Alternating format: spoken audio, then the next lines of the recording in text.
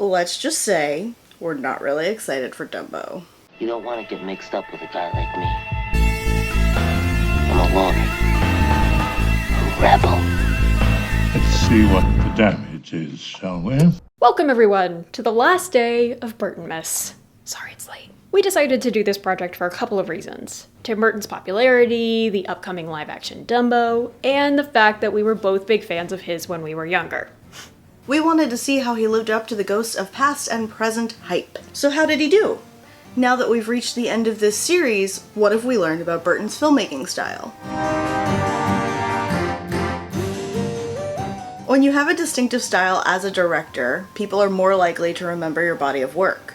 Wes Anderson, Michael Bay, and Quentin Tarantino all have very recognizable aesthetics. A lot of people like them not necessarily because of what they have to say, but because they're easy to visualize. Tim Burton's films work the same way.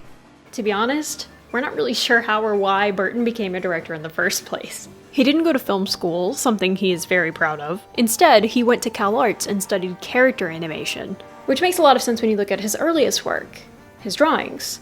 Burton has been drawing since he was a kid, and while he has an appreciation for it and animation, he hated being an animator when he started at Walt Disney Studios in the 70s. If you know Disney history, you know that this period is called the Dark Ages, and it was a particularly bad time to be in the animation department. Hostile work environment aside, Burton couldn't relate to the projects he was given, like The Fox and the Hound, and he didn't have the patience for the grueling work that hand-drawn animation requires. Despite not being cut out for a career as an animator, Tim Burton is still an artist who channels his ideas through visual means, most often character designs. He has a distinctive, gothic but safe style that is well received by people who aren't used to gothic imagery. It's what makes his films so recognizable and popular because the superficial is about as far as they go. While Burton knows how to design a character and has an idea of what they're feeling or going through, he does not know or care about what it takes to tell a strong narrative. Never having interesting or fresh concepts, at least in the beginning, or being able to tell a good story isn't his issue. But since he focuses mainly on evoking an emotional reaction through his designs, which are important but ephemeral elements in a longer story, he can't usually sustain these ideas for much longer than the sum of their parts. A lot of his movies suffer, especially in the second act, because so much more effort is put into the way things look instead of the way things happen. So it actually makes a lot of sense for Burton's work to be featured in so many different art galleries and in shorter form. These formats are probably the ideal medium for his approach. I talked a little bit about his short form already, but if you look at the 2 videos he's directed for The Killers, there's a blend of story and his typical aesthetic that actually works. The format of music videos doesn't require complex stories with endless depth, unless they're meant to be viewed in a longer form. The story can be, and often is, told directly through visuals as well as lyrics, which benefits an artist like Burton because he can rely on his aesthetic to get a point across. He doesn't have to attempt to entertain an audience for more than a few minutes, and because lyrics don't have to be as straightforward as a movie script to begin with, he can easily tell a story out of order or in no order at all, and it can still work. We're not saying that Burton's inability to write a compelling story makes him a bad director. You don't have to speak a language to understand it, and you don't have to be capable of writing a full-length story in order to recognize the parts that make it a satisfying arc. But directors should have this sense of story, and Burton just doesn't. As Paige said at the beginning of this series, Batman is kind of a mess narratively. The characters just wander around and do some things occasionally, and then the movie ends. Beetlejuice has a similar problem. I don't know if you've watched it recently, but it's not a great story. It has an interesting idea of what the afterlife might look like, and there are some ingredients thrown in there that could make a more compelling story about the Maitlands and Lydia becoming a family, but it doesn't quite come together. It's very episodic. The middle especially just feels like a showcase of Burton's death gags, biding time until it can get to what is honestly a really great finale. It's full of tension, the stakes are high, and it's emotional. But it's not really worthy of the rest of the movie. You probably remember what the middle of Beetlejuice looks like, but not why it happens. I know I do. It's not Burton's job to write the screenplay, but it is his job as the director to elevate it to its full potential, or to notice when there's a lot of nothing happening in the middle. Making something visually interesting is only a part of making a good film. To be a good director, recognizing what makes a good story is a requirement. Have you ever noticed that Tim Burton rarely makes films in contemporary settings? Of the 19 feature-length films he's directed, 1 is set in the future, 2 are set in the year they were released, 8 take place solely in a quantifiable bygone time, 2 take place both in the time they were released and in the past, and the remaining 6 are what we call anachronistic mishmash. This means that there are both things that indicate contemporary style and life, but also very noticeably incorporated designs from other decades. But I think I know why Burton likes anachronistic mishmash more than contemporary. Some of his favorite movies do the same thing. Classic monster and horror movies are frequently set in a gothic fantasy version of the past, while also incorporating more modern concepts and imagery the contemporary audience would have felt attached to. Burton is especially attracted to a gothic fantasy edition of his 1960s childhood. But while most films are set in the past to explore, comment, or subvert the established notions of that particular iconography or time period, Burton uses them because he just likes how it looks and makes him feel. He's been asked before about the influence of German Expressionism in his work and why he draws inspiration from that particular era of film. But he doesn't actually seem to know what it is. That's not something that everybody needs to know, but he probably should, considering his job. This is why we're not especially impressed by his preaching pride of having not been to film school. Even if you don't need a film degree specifically to know what German Expressionism is, you should probably, maybe look at the genre critically to know why it means something to you. Burton doesn't understand why choosing to employ a certain style matters. He essentially just recreates a slightly eerier version of suburban Burbank over and over again because it's what he knows.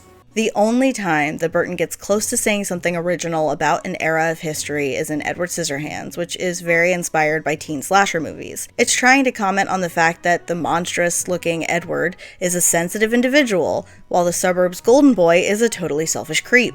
The components are there, but like the found family story in Beetlejuice, it's not fully executed.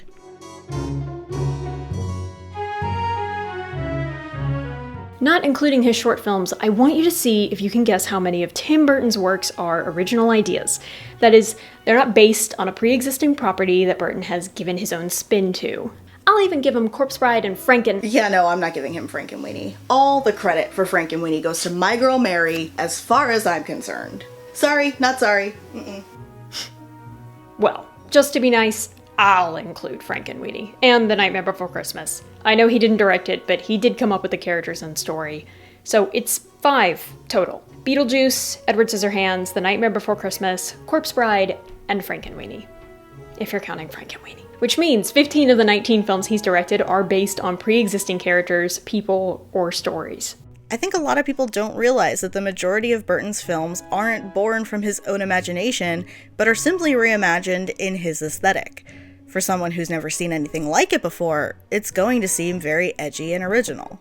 While he has given us some semi-original ideas and stories over the last 30 years, he's mostly just regurgitated other people's stories. As Robbie Collins put in his review for Miss Peregrine's home in The Telegraph, his 18th film may not be an original Burton creation, but the fact it's been adapted from a young adult novel that was described on its release as Tim Burton-esque suggests the director's creative wanderings have become a perpetual, air-conditioned traipse around the pop gothic discount barn, without a breath of risk to ruffle the routine. We'll be getting the next Burton-directed film this spring, a live-action reimagining of Disney's Dumbo. So far, neither of us have been that impressed by the trailers. Dumbo is a story about a nonverbal young elephant who is picked on for having a physical abnormality, so it's not surprising that Burton would be the one to direct this particular live-action Disney endeavor. Something that made the original 1941 movie unique was that the story is told from the perspective of various animals, and doesn't rely on humans for pathos, and Jesus, it's effective! Even editing the scene on mute made me cry! So what does Tim Burton do? Humans! It's the story of the humans! Dumbo is the pet. Cool. And Colin Farrell is cripping up as an amputee. Awesome. Problematic disabled rap? In a Burton film? No! Not in Macklemore's America! You know, we already have a movie about human angst at a circus featuring elephants. And one where Danny DeVito plays the ringmaster at a circus, but he probably won't be a werewolf in this one. Dumbo hasn't come out yet. It could turn out to be really creative and innovative. Stranger things have happened. But there isn't a lot of reason to think that it will be.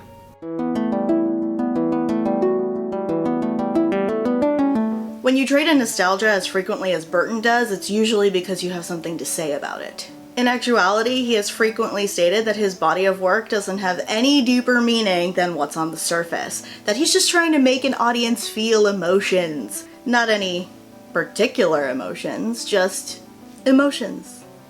He also equates thinking about story or meaning as intellectualizing it, and he places intellect against emotion, as though critical thinking or analysis is entirely detrimental to the creative process, and that a story with emotion can't possibly survive such a process. I've never verbalized that aspect of working. I've chosen, and I choose, to protect it in an intuitive way and not an intellectual way. I don't want to hear what it is I do, or I don't do, or start to analyze that too much. I'm very wary of analyzing it too intellectually. I find it gets in the way of the more spontaneous, which I prefer to be if I can. If I start to think too much about it, it's not good. So I guess Burton doesn't think about what he draws either. He just lets the pencil go to town. He never thinks about the meaning of his art or what he's drawing. But we know that that's not true either. He doesn't like it when people call his films pretty. I don't like when people say of my movies, well, they look nice. I'm not an interior decorator. Do you want me to come over and do your apartment? You cannot have it both ways. You can't get angry when people don't like your art not having meaning because it's art and shouldn't have to have meaning, and also be upset when people say your work is pretty and doesn't have meaning. What you really mean is you're upset that people don't find your default message of being an outsider sucks satisfying, especially after 30 years. The suffering of the outsider is the only message Burton's work ever has, except for Big Fish. He's interested in this narrative because it's how he feels about himself, and he thinks that weirdness is the pure source from which all oppression springs. But he's completely unaware of how bigotry and systemic marginalization affect our concept of weirdness. Edward's shyness and gestures aren't considered weird because they look silly or whatever, it's because their behavior is associated with autism. The titular young boy of his 1982 short, Vincent, is adorable and everything, but he can only get away with wanting to be just like the villains Vincent Price plays because he's a little white boy who doesn't look like the monsters found in movies. We've managed not to talk about Johnny Depp at all throughout this entire series, and we weren't really planning to. But we should, just for a second. Tim Burton and Johnny Depp have not worked together on a film for several years. We don't know why. Maybe they finally realized that their routine was getting very old. And all Tim Burton has ever said about the domestic violence allegations against Depp is that the press can be misleading and that he loves Depp. That was disgusting. Why did you make me say that? I bring this up because Burton might do his best to ignore the way his art intersects with real human issues, but it's not something you get to opt out of. By refusing to engage with it, you still send a message, it's just one that you don't care. Maggie Mae Fish said it well in her video about finding meaning in Burton's work.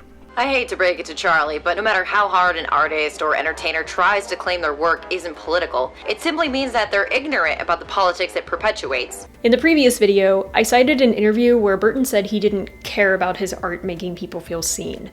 However, after that video went live, I found this profile from the New York Times, and it's only fair that I share this. The thing that I care about most, that you did something that really had an impact on them. It's not critics, it's not box office, things that you know are connecting with real people. So that's nice. He did change his opinion 20 years later. We understand why people like him. His movies are often fun, and he seems soft-spoken, but grounded, modest, and just generally accessible in interviews. But people can act this way and still be bigoted. And even if it's in a way others might deem casual, Burton definitely is. At the very least, he's fatphobic and racist. Fat characters in Burton movies are greedy and untrustworthy. He believes that characters of color should only exist in his movies if they're serving a specifically racial purpose. It took him 30 years to have a black person in a leading, not supporting, role. That's embarrassing. And no, being a nice person does not absolve him of that. Burton's movies are as white and straight as they are by choice. And maybe he can never make great films because of this. Great art challenges your notions or asserts humanity, makes you consider the world around you and see from new perspectives. It enriches your life in long-lasting and meaningful ways. Burton's art doesn't, at least not beyond the vague idea of just having a positive impact on someone. Do not misunderstand us. Having watched most of Burton's work and listened to many, many interviews, we do not necessarily want him to make films with diversity in mind. He would be very bad at it. Would it be great if Burton suddenly became genuinely woke and made an effort to tell more diverse stories? Yeah, his films reach a lot of people. It would be nice if he actually did something brave with that power. But frankly, we don't need Tim Burton to give us that. There are much better filmmakers who don't view having characters who are Jewish or black or both as a political statement that needs justification the way Burton does.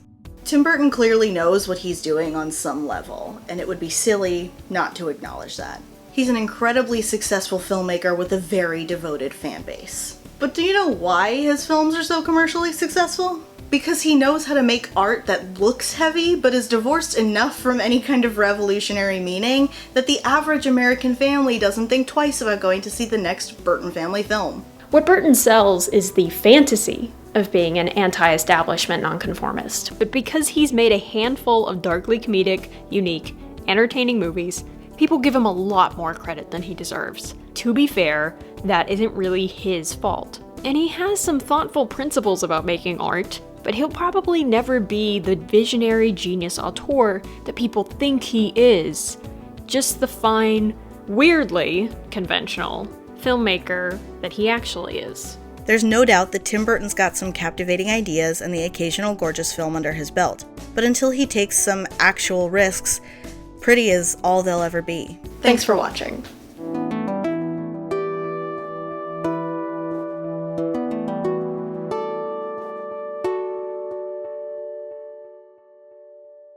That's too simple. Sarah, you're supposed to say, we'll see you soon. We'll see you real soon. That's a thing we say now.